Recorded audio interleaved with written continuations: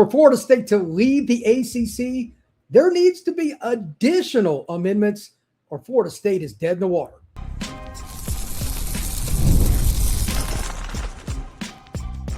You are Locked On Seminoles, your daily podcast on the Florida State Seminoles. Part of the Locked On Podcast Network, your team every day. Welcome back into Locked On Seminoles. I'm your host, Brian Smith, and we're going to discuss when are they actually going to vote on the Protect College Sports Act. There's still a lot of discussion, and it's losing some steam, and now they're at recess. When are they going to vote? And we're also going to talk about what needs to happen in the next few weeks to get some momentum and get this thing fixed if it's ever going to pass. We'll talk about that in just a little bit. But first, the 180-day problem for Florida State. I'm going to try to do, I've got my notes here and I've got the article.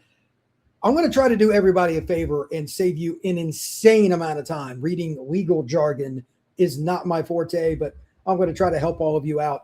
Here is the new part to this that I think is well-intended in some ways, but I've read this like 10 times, this critical paragraph, and every time I get upset because there's just no way around it. It's math.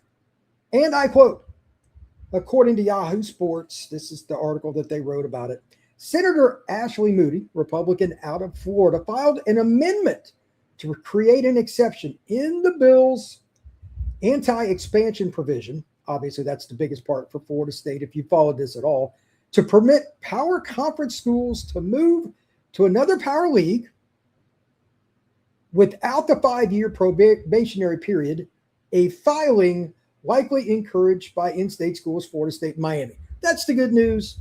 That sounds great. However, the most important part is in the next paragraph, and this is where I'm very, very nervous. According to the amendment, if a power league school wants to move to another power conference, the school can avoid the 5-year probationary period of operating as an independent if it withdraws from its league within 180 days of the bill's enactment. Well, that would be sometime in the next few months. Florida State's not in a position to get around the grant of rights. We all know it. If they were, they would have already left. So to me, I don't understand why, and I hope a lawyer's out there that's going to help me understand this. Why in the world would Florida State and or Miami, which I'm sure it's both, want it to be 180 days? That needs to be whenever, open-endedly. Why in the world is the 180 days attached to this? So if the bill, let's just say it gets passed in early October, for the lack of it, or maybe it's 2 weeks before the elections in November, whatever. Neither Miami, nor Florida State, nor Clemson, nor North Carolina, or even Virginia is going to pay all that money on the grant of right. There's zero chance. What am I missing? And I hope I'm just completely glossing over something, because we knew there would be amendments. People in the state of Florida that would look out for the institutions within the state of Florida borders, as they should. But there's just no way around it. The 180 days is still the hook that makes it the same. There's zero chance that Florida State is going to want to leave and still pay the grant of rights. Well, they want to leave, to be clear. But anyway, the finish of the paragraph goes as follows. The expansion provision in the bill is one of the most hotly debated and divisive concepts. I'll get my own take on that in a moment. Multiple ACC schools are against the concept and have lobbied their lawmakers for changes to it. Again, this is from Yahoo Sports. And to be clear, I'm sure there are numerous other people that have done articles on this. This is from Ross Dellinger. He's obviously very good at getting information. He tracks it down well. So props to Ross for doing that over at Yahoo Sports. Now, a couple of things. Number one, I have no idea where that 180 came from, because there is like 0% chance that Miami or Florida State, and for that sake, anybody representing Clemson out of South Carolina, all these people want the 180. The only way that could happen, and the following is not going to come to fruition, but I'll just say it out loud just to put it out there. The only way that would happen is if in some way, shape, or form the grant of rights would be waived. And that's why the bill is, or that clause is there. They don't want teams leaving. These leagues want that to be set. And it's, quite frankly, every team, Florida State included in it, it's their fault for signing an agreement that goes through, ready for this? In case you didn't remember, 2036, which is just a death knell. So around 2030, there's going to be a whole bunch of different conference realignment stuff probably come up if this doesn't cause even more problems, this bill. And part of the reason it's going to be right around there is the contract with CBS and other entities are going to come up with different conferences within about a 2-year window. I'm sure there's a way they could shake free around there, but again, it goes right back to 180 days. Why is that in the amendment? It does Florida State, Miami, zero good, or anybody else in the league. It's so forest for the trees. I don't know why more people aren't discussing it. And I hope, to be honest with you, that something comes of this and it gets passed, but that has to be taken out. My guess is there's something that I don't know about, and I'm praying that's the case, because otherwise, I just don't see how Florida State's in a good spot here. When we come back, I'm going to discuss the timing and how it matters in regards to the vote, what needs to happen for it to go Florida State's way. That is next, right here on Locked On Seminoles. Today's show is brought to you by The Game. Since 1986, The Game has been creating classic college hats that fans are proud to wear. Whether you're an alum of Florida State, current student, season ticket holder, or maybe you just want a whole bunch of different hats for apparel, The Game has you covered. And just for the record, here is the Florida State hat that I wear here on the show sometimes. I literally had this hat, the same one, back in the early 90s that I used to wear. It's amazing that it's still around. This year, The Game is celebrating its 40th anniversary by giving fans a chance to save on some of their most iconic college hats. Again, it could be Florida State, it could be something else, different colors, whatever you want to do, and do it wherever you want to do it. I wear different hats. I've got a San Diego State hat. I used to be a big Marshall Faulk fan, and for those you don't remember or don't know, he played at San Diego State. There's something for everybody with The Game. So with hundreds of officially licensed hats to choose from, you'll find the perfect fit for game day every day. And there's going to be a celebration of 40 years of The Game, and you get 40% off your entire order when you do it. Visit thegamecaps.com. Use promo code LOCKEDON. Again, thegamecaps.com, promo code LOCKEDON, celebrating 40 years of The Game with 40% off your order. Don't wait. The anniversary offer shall not last forever. We are also brought to you by our friends over at Kalshi. Before the season ever kicks off, everyone's making prediction. Who's going to win a division in the NFL? Who's going to make the playoffs? Who's lifting the trophy at the season end? On Kalshi, America's #1 prediction market platform. You can trade those predictions in a live market. I took the opportunity to go look up the Dallas Cowboys because everybody's always curious about them. Either they want them to lose or win. It's really nowhere in between. Their win totals for this year, pretty interesting. 9 wins or more is now up to 64%. It's up 4%. 10 wins is kind of the norm. It's right at 50%. That's where they're projected. It's up 3%. 11 wins, though, is only at 36%. So let's see what Dallas comes up with this season. Next up with Kalshi, make sure you're checking it out because you can trade against peers in a live market. There is no house. This is a different kind of deal. And as the probability changes, you can buy in and out of your position, trade the draft pick, the game, and more on Kalshi. Download the Kalshi app and use code LOCKEDON to get $10 off when you trade $10. Kalshi, Kalshi. Trade on anything. All right, let's talk about the timing of this and what the next couple of weeks mean before the 5-week recess is over. In my experience, whenever so-called adults get together, there's going to be a lot of conversations during this period. And if we don't hear some leaks, again, about the 180 days, that'll bother me because that's just my nature.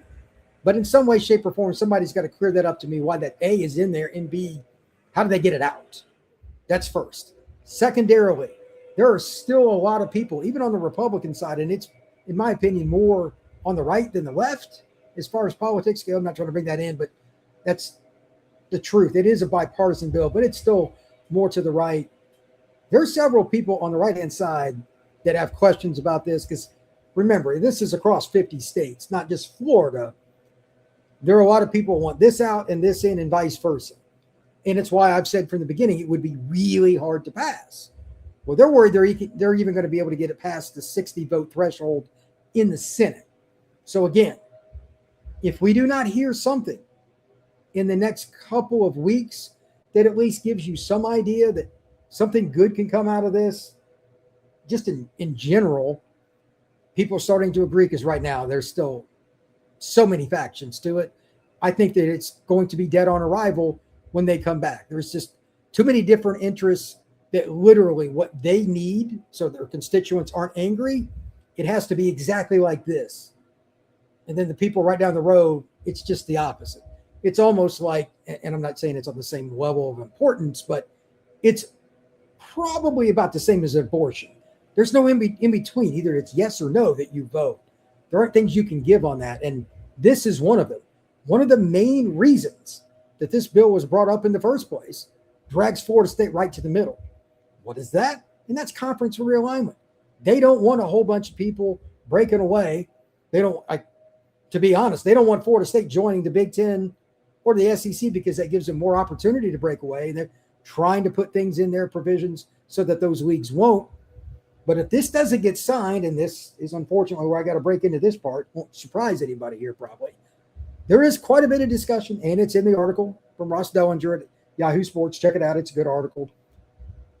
It is still very possible the SEC might try to break away and just do their own thing where they're just going to do their own rules, recruit their own players, just do their own little championship, and that's it.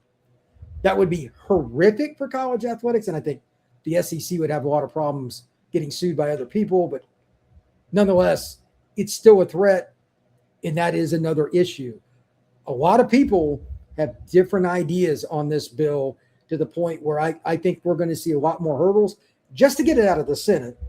Then it would have to go to the House. Obviously, there's going to be some kind of amendments there, and then it would have to get ratified again back in the Senate before it even went to the president's desk. That's a long way. Number one, the 180-day thing. I don't see how Florida State, I'm just completely confused. I don't see how that works in their behalf at all. Miami, same thing, because nobody's leaving. So that's goofy. And then secondarily, most importantly, all that other stuff, it could be a problem for Florida State. They may get the 180 days removed, but there could be something else that's added that Florida State can't have too. It is so complex, and we're just getting started. And the bill is right now like 170 pages, and it hasn't even got out of the Senate. It's insane. So here are a couple of things that are good about the bill to at least some degree. Player eligibility, they're trying to curtail that for those that don't know. As a reminder, 5 for 5, just solidify it. They're going to it, all that. They want to keep it that way. They don't want anybody to try to challenge that. You get 5 years, man. I'm good with it. I think that's the one thing in the bill I think everybody can kind of agree on. Secondarily, for those that don't know, the original this past year was like $21.2 million or something like that, was the money that came down from TV contracts and all that stuff for NIL, the base that went to the schools to distribute non-money in regards to the boosters. All the booster clubs, all the different NIL, whatever, that's separate. They're going to keep that, but also add, this is interesting the way they called it, $22.5 million or something like that for retention.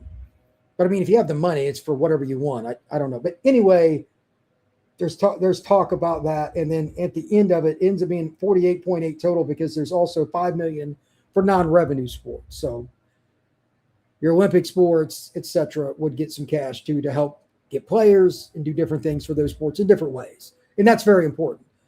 Part of this bill is to help women's sports and make sure that all the other sports beyond football, basketball, baseball don't go by the wayside. And they shouldn't. So I think that's good. Finally, though, just as a reminder, I'm curious, and please comment down below with your thoughts on this. What do you think about the SEC breaking away? Will that have much influence? You could argue with that one direction or another, but obviously it's a problem, and I don't know what they're going to do if they don't get their way on this. like Kirby's talked about, like he's open-endedly said at SEC Media Days recently, Kirby Smart over at Georgia, that he wants to do. Like he's a true SEC, us against the world kind of guy. That could be a problem for Florida State because if that gets momentum, that's just going to make it harder to get stuff that you need in the bill or taken out. It's such a mess, but here we are. That's college football.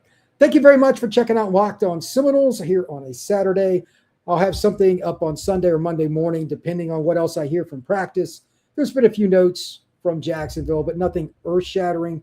I haven't heard anything bad about injuries. That's probably the best news. But we'll be back at the latest Monday morning with Locked On Seminoles.